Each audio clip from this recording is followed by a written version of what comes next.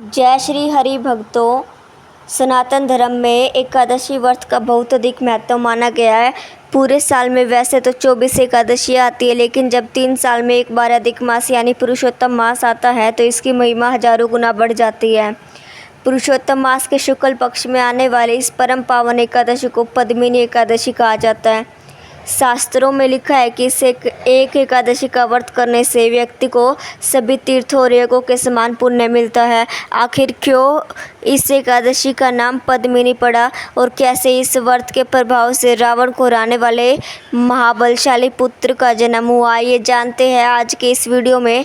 Video को अंत तक जरूर देखिएगा, क्योंकि आज हम इसकी पूरी पौराणिक कथा और जरूरी नियम जानेंगे। पौराणिक कथा के अनुसार यह बात त्रेता युग की है। उस समय महिष्मतीपुरी में हे वंश के राजा कीर्तवर्यजुन राजा राज करते थे। राजा बहुत ही धर्मात्मा और न्यायप्रिय थे। उनकी कई रानियां थी, लेकिन राजा के जीवन में एक बहुत बड़ा दुख था। उनकी कोई संतान नहीं थी। संतान न होने के कारण राजा और उनकी रानियां हमेशा चिंतित और उदास रहती थी।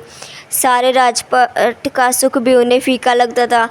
अंत में संतान की प्राप्ति के लिए राजा कीर्तवीर्यार्जुन ने अपना राजपाट मंत्रियों को सौंप दिया और अपनी सबसे प्रिय रानी पद्मिनी के साथ गंधमादन पर्वत पर जाकर कठोर तपस्या करने का फैसला लिया। राजा ने हजारों वर्ष तक भगवान की घोर तपस्या की, केवल हवा खाकर जीवित रहे, लेकिन फिर भी उनकी मनोकामना पूरी नहीं हुई। राजा का शरीर कमज़ोर हो गया था, परंतु उन्हें संतान का सुख नहीं मिला। अपने पति को इस साल में देखकर रानी पद्मिनी बहुत दुखी हुई। अनुसुईया का चित्रण। रानी पद्मिनी बहुत पतिव्रता थी। जब उन्होंने देखा कि इतने वर्षों की तपस्या भी निष्फल हो गई, तब वे बहुत विदुषी और सती माता अनुसुईया के पास गई। रानी ने रोते हुए अपने व्यथा सुनाई और कहा, हे माता, मेरे स्वामी ने संतान के लिए कई हजारों वर्ष तपस्या की, पर भगवान प्रसन्न नहीं हुए। कृपया मुझे कोई ऐसा उपाय बताएं जिससे भगवान विष्णु हम पर प्रसन्न हो और हमें संतान सुख मिले। रानी की करुण पुकार सुनकर माता अनुसुईया ने मुस्कुराते हुए कहा, हे देवी, तुम बिल्कुल चिंता मत करो। हर 3 साल में एक बार अधिक मास यानी पुरुषोत्तम मास आता है, जो भगवान विष्णु को सबसे ज़्यादा प्रिय होता है। इस मास के शुक्ल पक्ष में आने वाली एकादशी का तुम निर्जला व्रत करो। इस व्रत को करने से भगवान नारायण अवश्य ही तुम्हारी गोद भरेंगे। रानी पद्मिनी ने माता अनुसुईया की बात को सुनकर गांठ बांध ली। जब पुरुषोत्तम मास आया तो उन्होंने पूरी निष्ठा, श्रद्धा और विधि विधान के साथ इस एकादशी का व्रत रखा।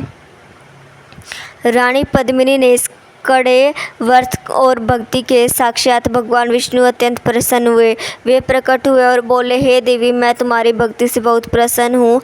मांगो, क्या वरदान मांगते हो। रानी पद्मिनी ने हाथ जोड़कर कहा, हे प्रभु, यदि आप प्रसन्न हैं तो मेरे पति को एक ऐसा तेजस्वी और महाबली पुत्र दीजिए जिससे देवता, मनुष्य या असुर कोई पराजित न कर सके। भगवान विष्णु ने तथास्तु कहा और अंतर्ध्यान हो गए। इस व्रत के पुण्य प्रभाव से समय आने पर रानी ने एक अत्यंत ओजस्वी पुत्र को जन्म दिया, जिसका नाम कार्तवीर्यार्जुन रखा गया। वह इतने शक्तिशाली थे कि आगे चलकर उन्होंने अपने हजारों भुजाओं से लंकापति रावण को भी युद्ध में बंदी बना लिया। तो भक्तों, यह है श्री पुरुषोत्तम मास की पद्मिनी एकादशी की महिमा।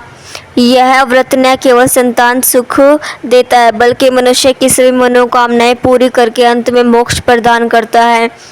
इस व्रत में सात्विक नियमों का पालन करना चाहिए, प्याज लहसुन से दूर रहना चाहिए और भगवान का भजन करना चाहिए। आशा है आपको आज की यह पौराणिक कथा पसंद आई होगी। कमेंट बॉक्स में जय श्री हरि या जय लक्ष्मी नारायण लिखना मत भूलिएगा। अगर आप हमारे चैनल पर नए हैं तो ऐसी धार्मिक जानकारियों के लिए हमारे वीडियो को लाइक और चैनल को सब्सक्राइब जरूर करें। मिलते हैं अगली वीडियो में, तब तक के लिए नमस्कार।